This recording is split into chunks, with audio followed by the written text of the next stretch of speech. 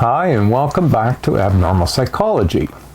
Now, this chapter is on dissociative and somatic symptoms and related disorders. Now, we're going to do this as a part one, and that's going to be the dissociative. So, the dissociative and somatic symptoms and related disorders were historically linked with anxiety disorders and as a form of what they would label at that time was neurosis. Now, anxiety is expressed directly in different forms in the anxiety disorder, which we covered in chapter 3. But it plays a role in dissociative and somatic symptoms and related disorders is inferred. So we're going to start with dissociative descriptions, theoretical perspectives, and treatments in part 1. In part 2, in this same week, we'll do somatic symptoms, the descriptions, the theoretical perspectives, and the treatments in part 2. So let's look at a couple of scenarios here. Sally is 28 years old and is a student who was found unconscious by her roommate. Now, Sally was not able to remember her identity or any information about her life. Examination showed no neurological abnormalities or evidence of substance use. Now, she remained amnesiac for 10 months until the clicking sound of a tea, began stored triggered memories of her mother and later more memories of other aspects of her life started to return.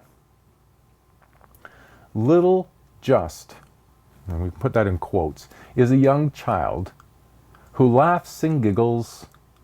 Gravely Voice is a man who speaks with a raspy voice.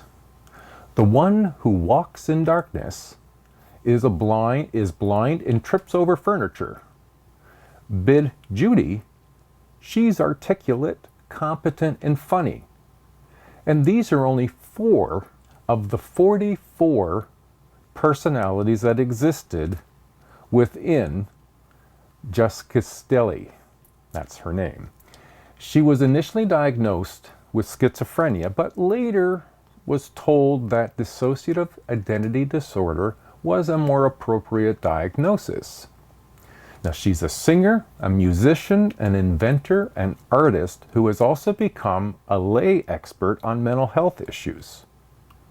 Normally speaking, there is a unity of consciousness that gives rise to a sense of self. We perceive ourselves as progressing through space and time. In a dissociative disorder, one or more of these aspects of daily living is disturbed. Sally and Judy are examples of 2 dissociative disorders. Let's find out more about these disorders.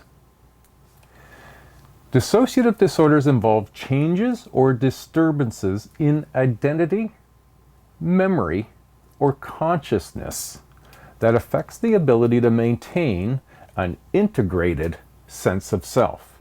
So instead of the way that we get around normally, we don't give a second thought about who we are and where we are and what we're doing, someone in a more of a dissociative identity disorder or dissociative disorder don't always have that luxury.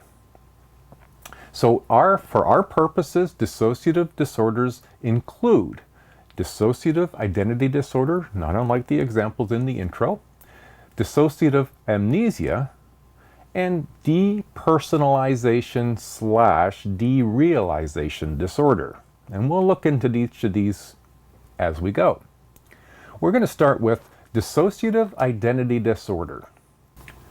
In dissociative identity disorder, sometimes referred to as split personality, 2 or more distinct personalities, each possessing well-defined traits and memories, exist within a person and repeatedly takes control of the person's behavior. Now, this was also known as multiple personality disorder years ago, but it's been updated since. And each of these personalities usually show an integrated functioning on cognitive, emotional and behavioral levels.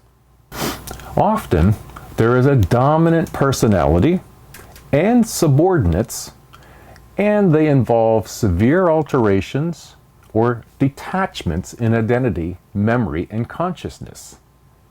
There can be the adoption of several new identities, and these identities display unique sets of behaviors, even voices, and of course personalities. It involves what are known as alters, which refer to the different identities or personalities in a person with dissociative identity disorder. The host is the identity that seeks treatment and tries to keep identity fragments together. A switch it's when one personality, a switch is sort of the instantaneous transition from one personality to another. It's not something that happens over the course of several days or more. It's relatively quickly. Now there's two examples in movie form. Three Faces of Eve and Sybil are celebrated examples of dissociative identity disorder. However, there have been more research and questions about, how frequently would something like this occur and the fallibility of some of the diagnoses that have been made historically. Dissociative identity disorders are rare, and they seem to have a particularly North American tendency. So that started thinking a number of different research, but one of them, Nick Spanos of the Carleton University here in Canada, did think that multiple personality was a distinct disorder. He didn't think that. He didn't see it as being a disorder in and of itself. He instead saw it as a form of role-playing. First, individuals would see themselves as having multiple selves and would act in ways consistent with how they thought the disorder was. Then, intentionally or unintentionally, a therapist or counselor would reinforce the thought that multiple personalities were in fact at play for that person. And so it's brought some questions as to how accurate might be some of the diagnoses, and perhaps some additional research really needs to go to determine what it is, what it's not, and therefore what might be treatment possibilities. Now, dissociative amnesia.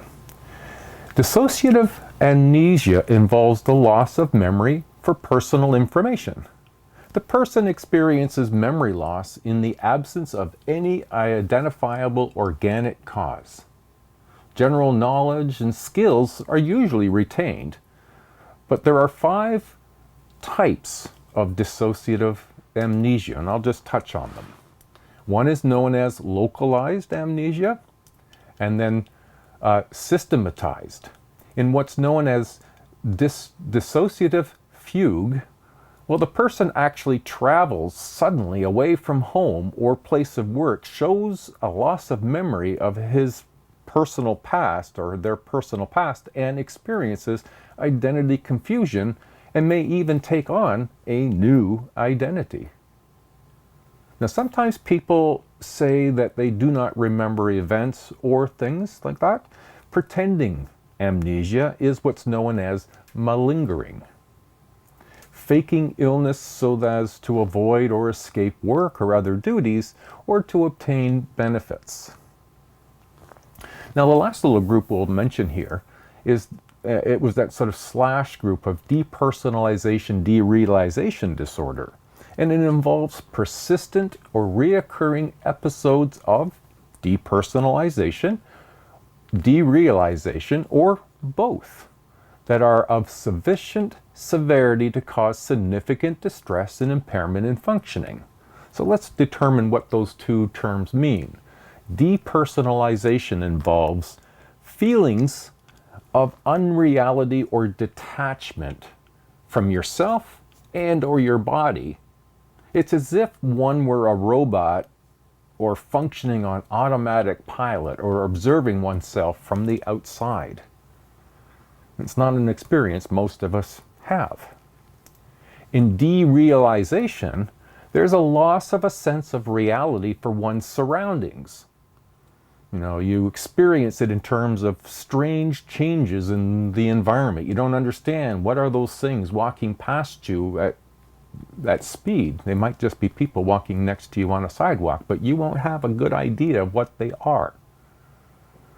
So in that instance, you know, your changes in your environment could be people or objects changing size and changing shapes, or in a sense, it's the passage of time being done quickly and you're not noticing the passage of time. It's quite an unusual experience.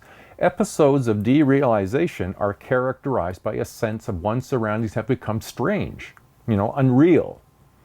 For example, colors may be washed out or very bright, and time may seem to be oddly slowed down or even sped up. So how might these experiences be explained?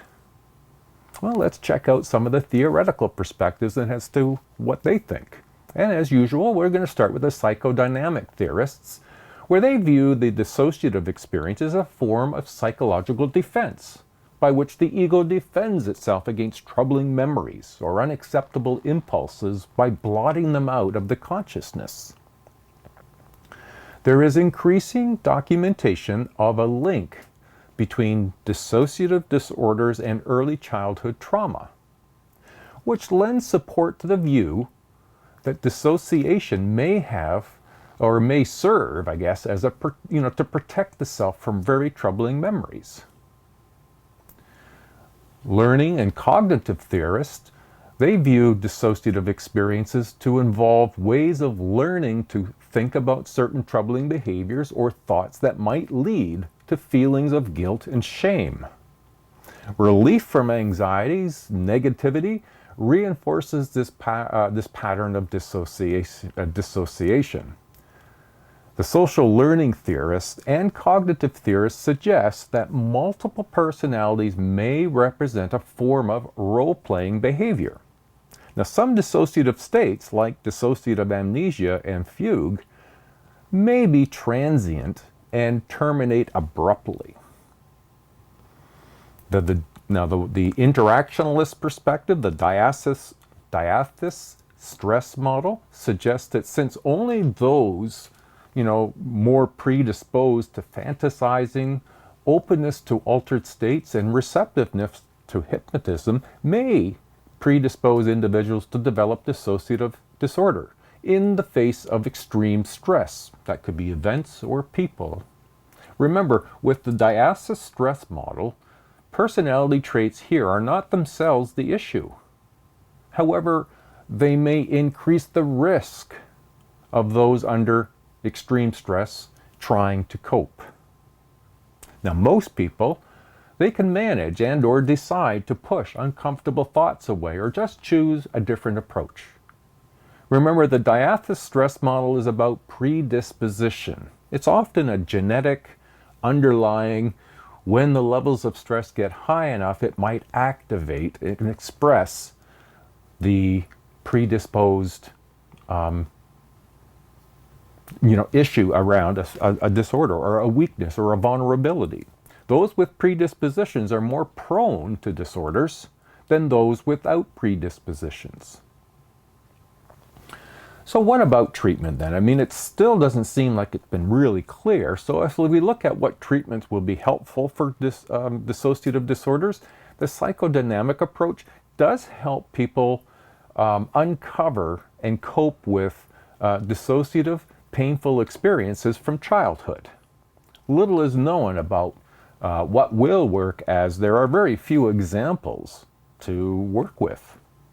Research suggests that cognitive behavior therapy and some types of medication may be helpful in treating depersonalization disorder.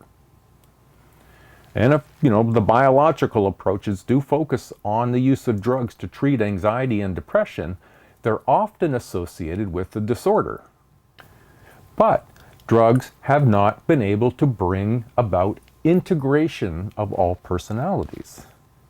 Psychologists will work with the most dominant personality and try inviting others out, and the goal is to work together towards reintegration. All right, that's the end of part one. It's just looking at dissociative disorders. And in part 2, we'll do the same. We'll look at somatic symptoms and related disorders, and we'll look at the theoretical perspectives. We'll look at the description, theoretical perspectives, and also the treatments. All right, so we'll see you in part 2. Bye now.